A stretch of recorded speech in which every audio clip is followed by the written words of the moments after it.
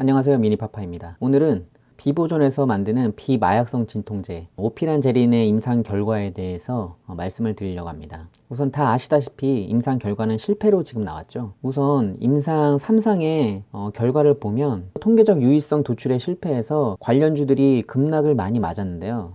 임상 결과 실패의 원인을 회사 측에서는 이렇게 말하고 있더라고요. 회사 측에서는 그 비마약성 대상 수술로 선정한 복부 성형술의 수술 후 통증 강도가 그리 강하거나 오래 지속되지 않아 진통, 효능, 변별력이 낮아져서 통계적 유의성을 얻기 어렵다는 결론을 내렸다고 이렇게 말하고 있어요. 여러분들이 한번 곰곰이 생각해 볼 필요가 있어요.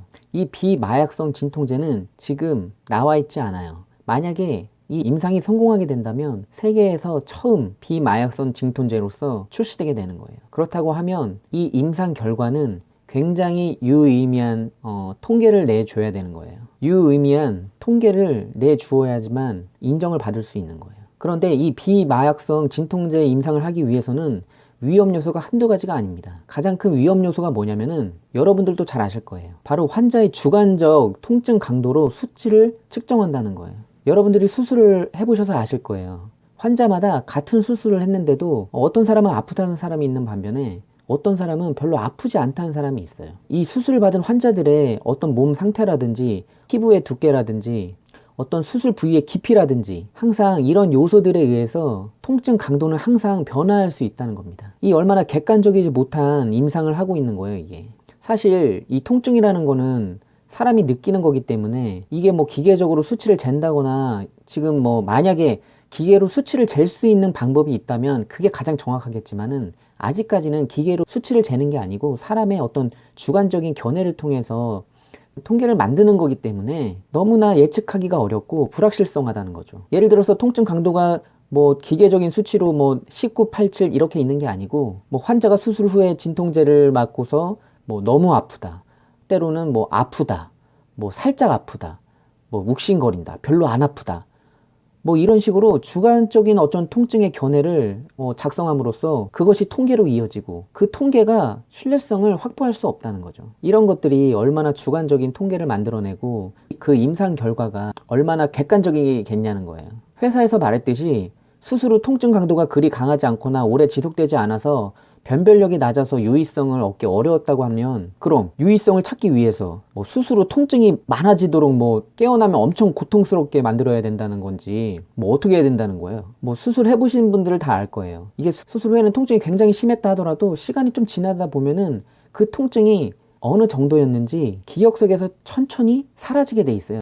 어머니들이 아이를 출산할 때도 같은 맥락인 것 같아요. 출산할 때는 고통이 정말 심했지만 출산 후에 그 고통이 어느 정도였는지 지금은 기억도 안 난대요. 그 당시의 고통이 굉장히 심하지만 출산하고 얼마 안 있으면 그 기억이 사라진다고 하더라고요. 그래서 뭐 둘째, 셋째도 낳고 하는 거지만 아무튼 그 통증이라는 것은 정말 어떻게 수치로 표현하기에는 무언가 한계가 있다는 거. 물론 마약성 진통제의 부작용이 많기 때문에 우리가 비마약성 진통제가 빨리 나와야겠지만 도대체 통계적 유의성을 도출하려면 몇 명의 환자를 어떤 의사로부터 어떤 수술로 환자들의 개개인 몸 상태를 어떻게 평준화시켜가지고 수술 후 기계적 수치가 아닌 개인의 주관적 견해를 통해 어떻게 얻어낸다는 것인지 모르겠어요. 지금 처음 밟아가는 단계이기 때문에 나오지 않은 신약이기 때문에 여러 가지 시행착오가 분명히 있을 수 있지만 이 비마약성 진통제의 통계를 얻어내기 위해서 어떤 약의 효능과 의사와 환자와 여러 가지 요소들이 이 톱니바퀴가 맞아 들어가는 기적의 임상 결과가 과연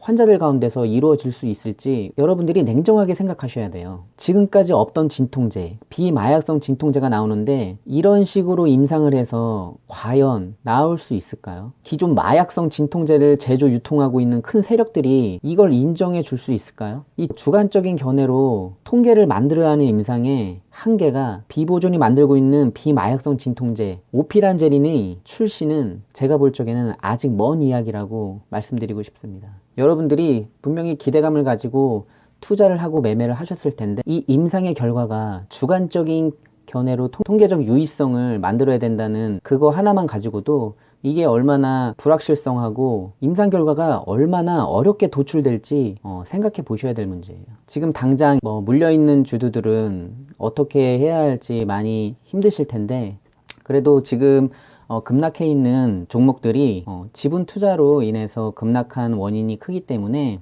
기대감으로 올랐던 부분들은 어느 정도 감소하고, 인정할 건 인정하고, 주식 매매에 임하는 것도 주식의 한 매매 형태입니다.